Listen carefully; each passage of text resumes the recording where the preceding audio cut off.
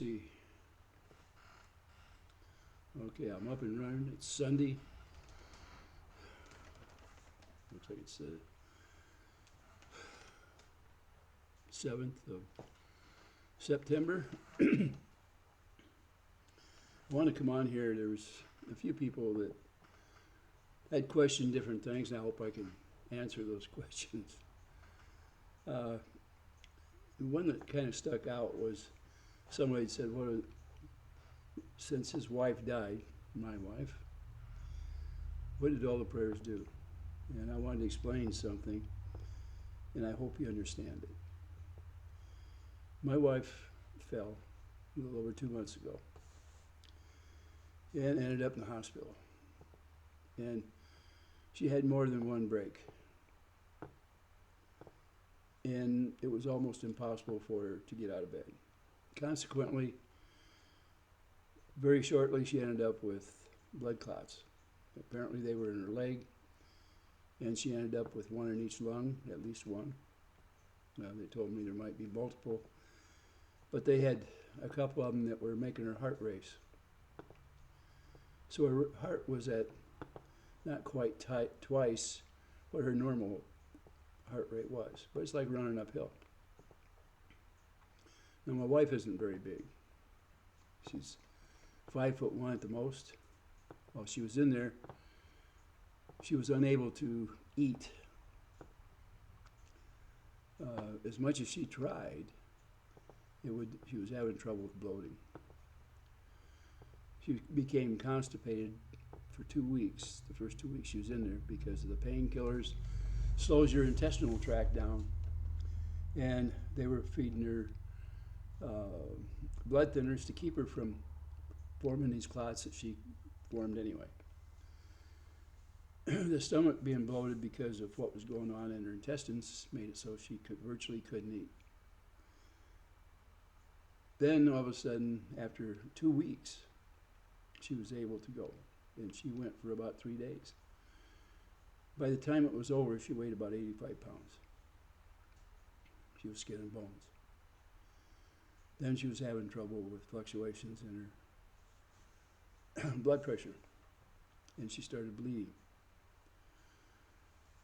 And we thought we had everything going and stopped, and they did everything they could. She was going to therapy, but she couldn't walk. So how do you do therapy when they tell you to get up on your feet and you can't? The pain is just excruciating. And they couldn't give her any more blood thinners to stop the blood clots because she had been bleeding. So then they got her to the point where she was stable, and I was able to bring her home for a week.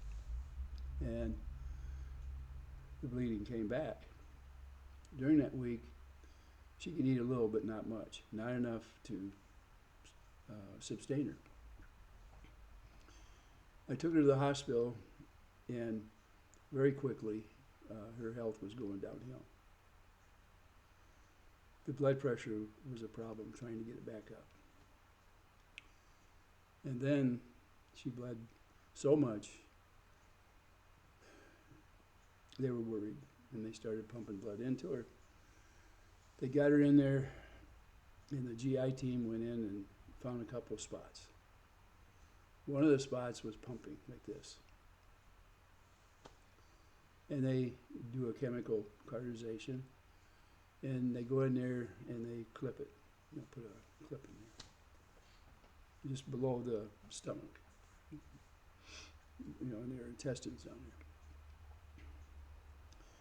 there. And everybody was happy. We thought the problem was over, and we didn't have to fight another thing, because by now the blood clots, the breakage in her pelvis area, the complications of the blood thinners causing her to bleed out. And we thought everything was hunky-dory. I got a call shortly after that at 1:30 in the morning, and by that time they were already had called a surgeon to go to the hospital. He put his team together. I got there very shortly. I only live about 15 minutes from there. And my daughter was here with me trying to get through this crisis that we were facing. When we got there, they discussed what they were going to do, and my wife was pretty weak, but they thought, well, we can get through this, Ray, and we should be able to get in and out of there in an hour. And they took us to a room, and we sat and waited. And they were happy, you know, at first. But prior to that, remember what I'm talking about, it's the second time in. They discussed it with us, and the thing was that my wife was pretty weak when she went in there. And it took a lot of blood to stabilize her. And this blood isn't hers, it's somebody else's. And it has factors that are needed when it's put in, such as clotting and bringing your blood pressure up and all of that. But as it's in there, your body has to adjust and provide normal what you're going to do. And her count came back down a little bit. And they had told us at that time that it was critical. I didn't know how critical. Prior to that, they said if they didn't do it, she would not make it through the night, or through the day. And they didn't know if she would survive being put under because of the weakness that she had. Well, the result of all this was that they ran out of blood, and they were able to get a small amount from a hospital 30 miles away. While it was on the way, they said, you know, we've done everything we can at this hospital, and we're going to put you on a helicopter, and we're going to put you with a team that can take over from here, that's better equipped, and they have a larger supply of blood. So the blood came from the other hospital. She got it stabilized. The life flight came in. They had blood on there. They started, as soon as they had her loaded up, they started putting more in her. It took my daughter and I a little over an hour to get to that next hospital. I guess it was an hour and a half. And their team was already together. They had a GI team. They also had surgery, their surgeons, in case they had to go and open up her abdomen to get at veins from the outside. As it was, the GI team went in, and they found her bleeding, and she was bleeding profusely. And one spot was just seeping, but the other one was pumping again. And they got her stabilized, and you know, we thought she was fine. Well, during all this, people out there were praying. And at any one time, she could have passed away and wouldn't have had to go through all this suffering, probably, that she was going to go through. She had no idea what it was going to be like. It needed to die. The question of whether it was worth it, the prayers, because people said it didn't work, and I would have to say you're wrong, because she was close to death by that time a couple of times and survived it and was able to come back and talk to us. In the meantime, we were able to notify relatives of the danger she was in, and neighbors, and the neighbors that live around me, all of them were praying for her. And on the north side of me, there's a prayer group there that immediately jumped in there and started doing everything they could. Lisa and her channel, they were busy saying prayers for my wife. Robbie and his channel, they were busy doing the same thing. And my wife was extremely happy to hear of all these people that were joining up to try to see to it that she had enough life in her to maybe survive this whole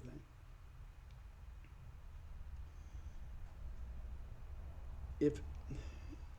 If you ever thought about it, somebody that has passed, you would probably give up everything you have financially just to visit with that person for 10 minutes. I was given 2 full months to be with my wife. And my wife, during that time, was able to get with the neighbors our kids, talk with different relatives, have good times and some times where there was pain. And it was worth it to her. She fought hard.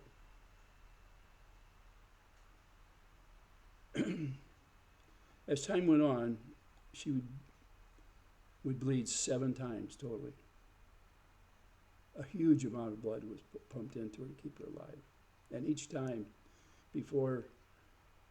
whenever something happened, I would ask for more prayers, and more prayers came, and she would wake up with a smile on her face and be able to talk and joke and have fun. And she made friends with almost all the staff and doctors and the nurses, the people that come in and clean the room and stuff. They all knew her. They all knew her by name. And they'd stop and talk with her. And it was like a big family there. She was in 3 hospitals. And they all had their own specialties to try to help her. All the stops were pulled out to save this little lady, to save her life. And all those out there, and we're talking thousands of people that were praying for her, were diligent. And you could feel the life being pumped up into her every time you went into a room. And she was extremely thankful for it. My wife is a religious person. She's full of goodness, and the Lord was certainly looking after her. My heart was breaking every time. It was like a roller coaster. A lot of tears were shed. I spent every single day with my wife there. I was accused of being on live on here. Channels were being accused of grifting off in the heartaches that were happening to my wife and I. It was all untrue. I came on a couple of times during a breather, not a long time, not a very long video. It broke my heart to look at some of that stuff, and a lot of times I just said, heck, I won't go look anymore. And there's different times there's somebody would say something, but it's just too heartbreaking to think that people that have never met you hate you so bad that they would say things about you that are not so untrue. To think that I would spend my time on here rather than with my wife is unconscionable. Why would they accuse me of doing something like that? And grifting. My channel is not monetized, people. I've never asked for money for myself. The only thing I asked for was prayers. That's it. That's all I asked for. I was gifted a card for meals. I averaged about 1 meal a day during 2 months. I've lost over 20 pounds. This shirt that was so skin tight a couple of months ago, if you go back in my videos, you'll see how I filled it out. Not anymore. I don't mind some of what I had to go through because I got to spend it with a woman I love. I've been married to her for over 62 years. The heartache is you can't believe what it is. My wife joked back and forth. We talked. We cried. My twins were able to come and talk with her. And they live a long ways apart. They come from 2 different states to be here with my wife, with their husbands. One of my son-in-laws came in here and worked on 2 of my vehicles. I didn't have time to work on them. One of them, the brakes picked an inopportune time to be bad. And he didn't mind fixing them at all. He's a mechanic. He took care of it. He said, don't worry about it. And he didn't. He did it. He took care of it.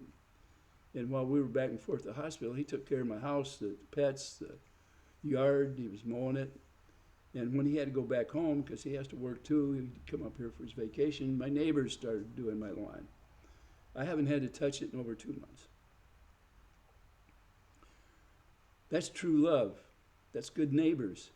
The same neighbors that people out there were saying, oh, we've talked to your neighbors. We found out what you're really like. I've lived here 22 years and I've made friends with my neighbors. They don't hate me. You know, when my wife was at the worst, one of the neighbors brought over a ham and some buns and cheese so we could have a quick sandwich. So we didn't have to cook anything. Just slice a little bit off, throw it in a bun, and run. Brought a Dutch apple pie. Those are neighbors. Those are friends. Those are good people. Prayers brought everybody together. So for you people that didn't think it works, I'm here to testify that it does.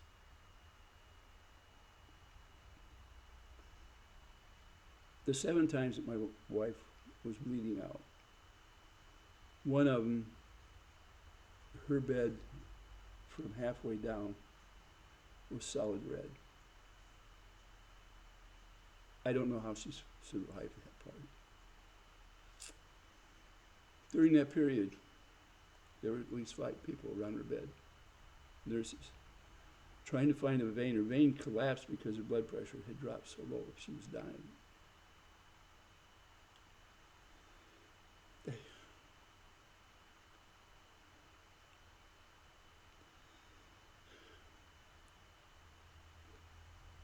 I couldn't give her pain medicine because if they would have, she would have died on the spot. They had to go into her and break through her bone to get into the bone marrow, to get fluids in there and the things that she had to have. She endured that. The pain, I think it was because of the prayers that were said for her.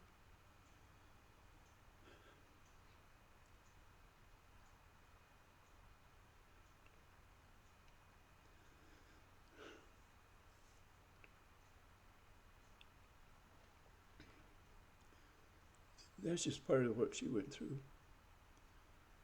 Her last day,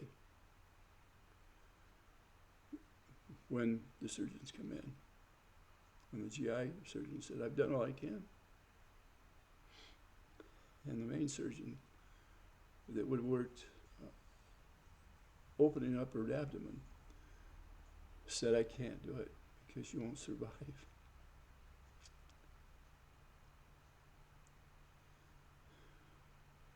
Palliative care come in. I didn't know what it meant.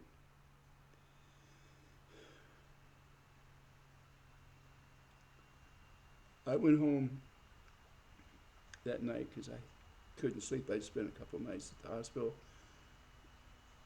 I looked a mess. Needed a shave. I'm sure I started to smell. I couldn't eat. I got home. My daughter and I got home. And we got cleaned up. I don't know if we ate. I have no idea. I couldn't sleep. I got back up. So I turned Lisa's show on. I think it was, 2 or 3 in the morning, whatever time it was. I have no idea. I didn't look at the clock. While the show was on, I received a call from the hospital telling me to get in there. It was the second call I got from the hospital. It was in the morning that call come, but at night the nurse called me up and said, Ray, my wife wanted me to call you. She said the surgeon allowed her to have Jell-O and some apple juice today. She hadn't had anything in days, period. They wouldn't let her put anything in her stomach. And they took the feed out that fed her veins. There's nothing, no nourishment going in. They were supporting her with blood and platelets and the liquids. They put so much liquids in her that she went from that 85 pounds to over 140. It puffed her up. She was having trouble breathing. She couldn't hardly move.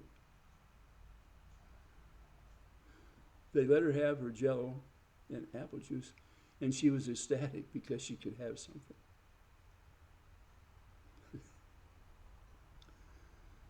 So the nurse called me up and said, your wife's extremely happy and she wanted you to know she's able to have something, that the surgeon released some of this stuff.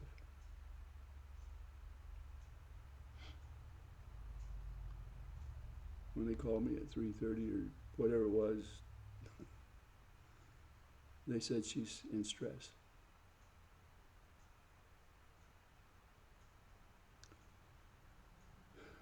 My daughter and I went in. Then they told me before I went in they'd give her something to calm her down for anxiety. She was dying. She died in my arms.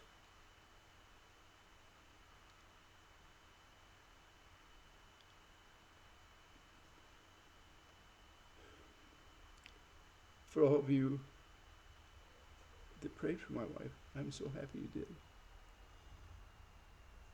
When it came down to it, she had 2 extra months of life to share with all of us that loved her so much and that she loved. I got to spend the moments holding her in my arms.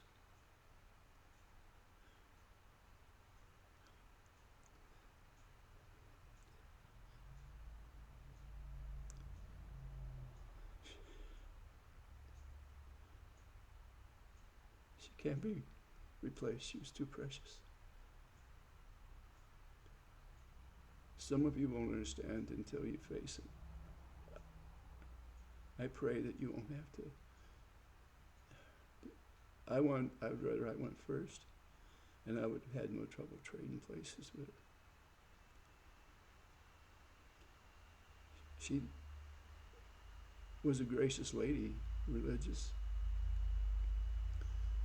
And her last night was happy because of having a simple thing like Jell-O and some apple juice. The joy that she had, and then her daughter and I were able to be there for her last moments. We got to share with her.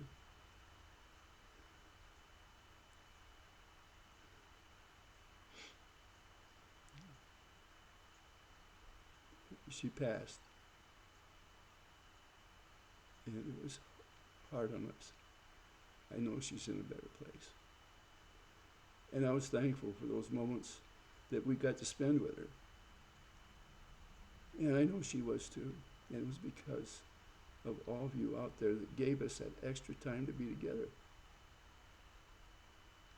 She was 79 years old. She was active till the moment she fell. We have a large yard here. It's a little over a half acre. And she planted every flower that's out here and helped plant the trees. It was a blank slate when we bought this place. She painted every square inch of the interior of this house. She helped me paint this thing. She helped me put the trim up. She helped me put the door up over there, that overhead door. All the lighting in here, the insulation.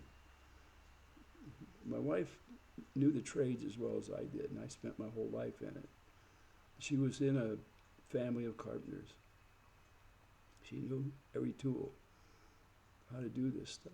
We were true partners.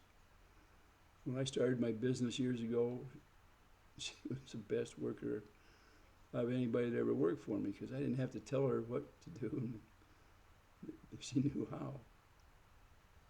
I wouldn't have really told her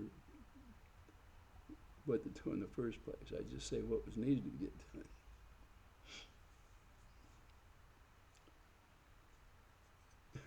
I hope those that were so hateful, I hope something heals your heart. I know that when you hate somebody so bad, it takes a piece of you away. I can tell you that a piece of my, whatever I've got here, went with my wife because I've got an empty spot there. I always thought it'd be selfish to be so upset when somebody leaves and goes to a better place. But nothing can replace that heartache that's there. It feels like a heartache if somebody stabbed you. And it takes a while for it to sink in. when I heard that some of them had said that the prayers weren't any good, that they did nothing for us, and I would say, you're wrong. My wife got to spend so much time. It took her a long time from the time that she had her accident Phil until she finally passed away, and she did it in her time and probably at the Lord's hand.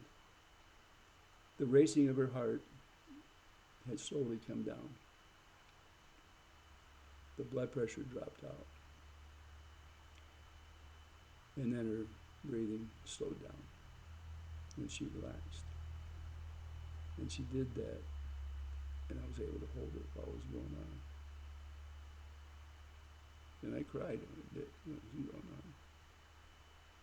And my wife had some tears before she passed as well.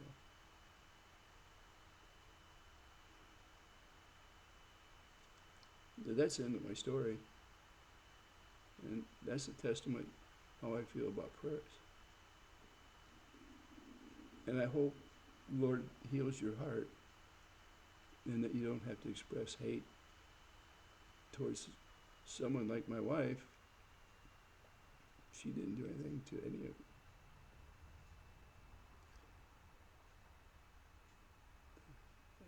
That's it.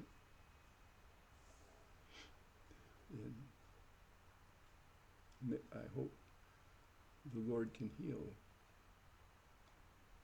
those out there so that they can soften how they feel about others. It doesn't matter how you feel about me. It doesn't at all.